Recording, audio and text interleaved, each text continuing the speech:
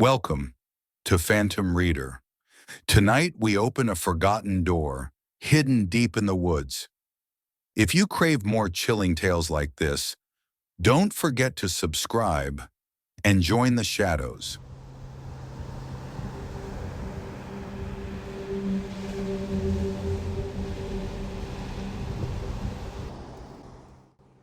They said Cabin 7 was abandoned for years.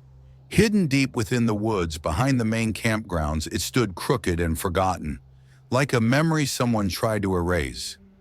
I was never supposed to stay there, but that night all the other cabins were booked, and the manager, looking pale and hesitant, handed me the dusty key to Cabin 7.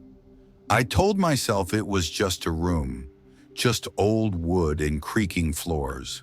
But the moment I stepped in, I knew something was wrong. The air was cold, unnaturally cold. The windows were fogged from the inside, though no breath had touched them. And on the bed, a single perfectly folded blanket, untouched, like someone had just left seconds before I arrived. I tried to ignore the uneasy feeling and set my bag down. The sun was setting fast, bleeding the sky into deep purples and heavy shadows. As night swallowed the forest, I lay there in the stiff, stale bed, counting every creak and groan of the ancient cabin. Somewhere past midnight, I heard it.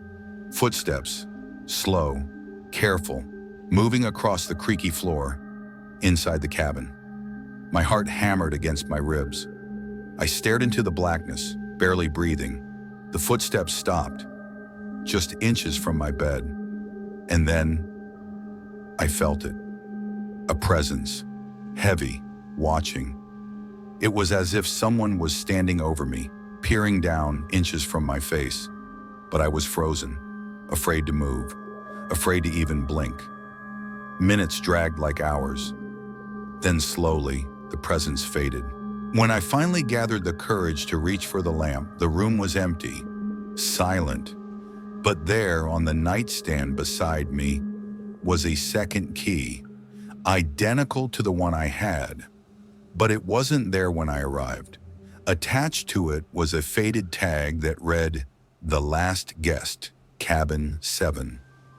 I checked out before dawn, leaving the key, and whatever had come with it, behind.